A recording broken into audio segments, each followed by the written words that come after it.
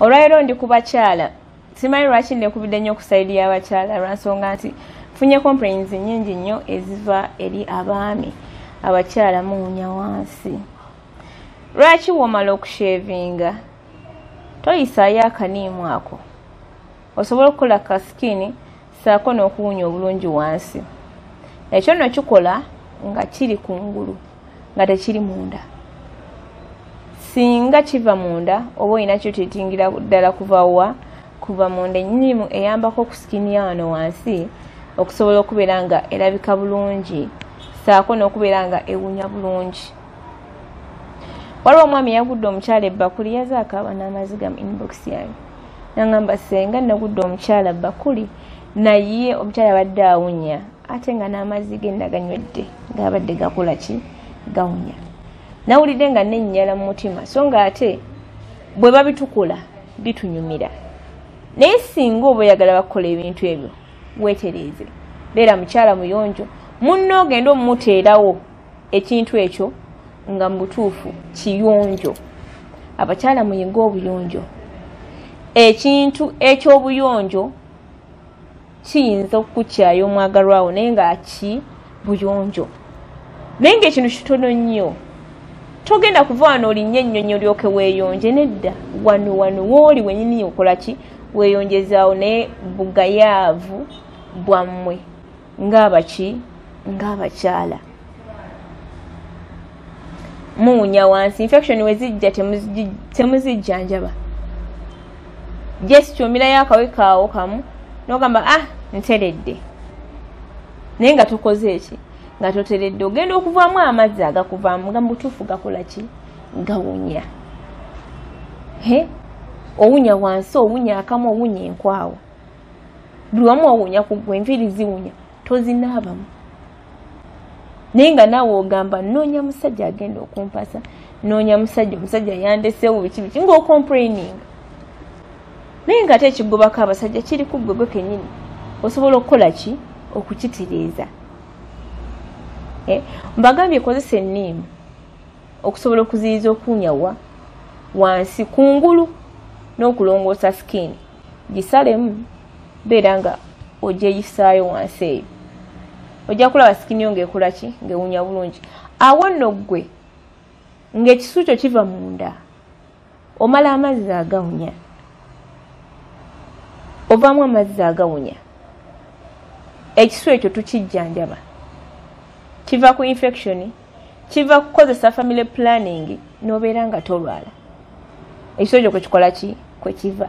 Kasita omuntu ozibikira enseke n'omala ebbanga lye eriwera nga tolwala amazzi agakuvaamu gagenda kuba gawunya ate ebyo ebyesibidde munda bye bivaamu omuntu okubeera nga afuna ki infections. Olwo ebitandika okuvaamu buba butwa. Era n'omusajja nga wakwebakako atandika okusiiyibwa ye ng'omuntu. Lwaki mubaleetera okusiiyibwa?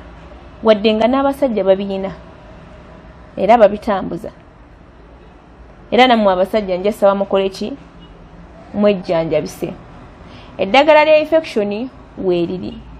Osobola okujja nga Ssenga nze ndi bwenti ne bwenti kobere musajja kobere mukazi. Jangu nkuwa eddagala lya infection. Badde ndi ku bakyala bawunya. Akantu kano okalaba kalungi nnyo. Okateeka buteezi mu mazzi. Osobola okugula lwenzi oluwaawo. N'osena buno obusaanikira bubiri n'oteeka mu mazzi ga lwenzi olwo n'otambula ng'onywako gwe mukyala. Tekakawa tekakola kikawunya bulungi nnyo. Kayamba okkirinzinga omubiri gwonna.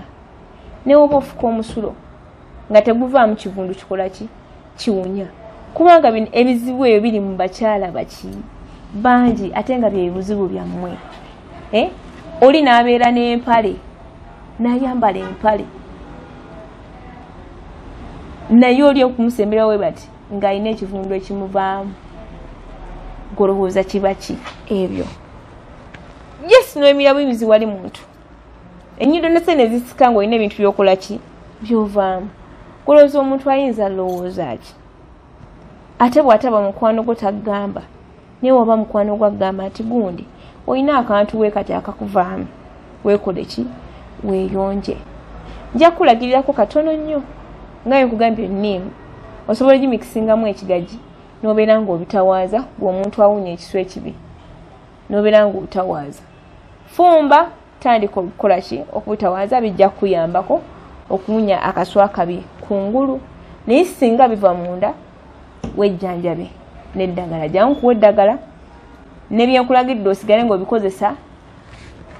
Nkuweyo ennaku zo ziizo okole ki ng'oteredde nga takyaweeradde ekintu wadde n'ekimu ekikola ki ekikuvaamu, nga n'omusajja wo akweyagaza, awulira yeeyagala mu mutima kubanga okoze eki omulaze ku buyonjo. Obuyonjo mu maka kintu kikulu ate nga butandikira ddala ku mubiri gwo, kubanga ekiraga obuyonjo bw'omubiri gwo bwe gutaba muyonjo manya n'ebirala biki bikyafu. Abakyala mwegwa okweyonja. Obudagala bubaawo ate nga bwawa neewaffe. Lwaki weegayaalirira? Lwaki weekubako enjawulo? Ng'omusajja akeera ku makya n'akuteerawo ssente n'ofissaako n'ozikolamu ebirala n'otafaayo kuddaabiriza kikuliko, kubanga omwami oyo kyekikola kyekimubeezaawo. Ojja obeere mu maka nga tebeegatta, bamala ebbanga buli omu ali mwaka mulamba, buli omu ali ku bibiri, bayomba bakola ki, tewali communication nnungi mu maka. Lwaki? Ekibagatta kyakola ki kyavaawo. So bannange abakyala abali eyo, bino bye mbagamba bye bikuuma amaka gammwe mirembe, obutakyankalana. Okufumba, omusajja okwenyumirizaamu kitandikira ku ggwe, kitandikira ku ggwe. Ekyo kyokkiriza gaana, kubanga singa kutuukako nga byonna bifu ajja genda akwekokkola. Naye bwakusanga buli kimu kyonna kiyonjo ajja kwenyumirizaamu. Naye oba tomanyi kufumba jagamba mukyala wange amanyi okufumba. Lwaki?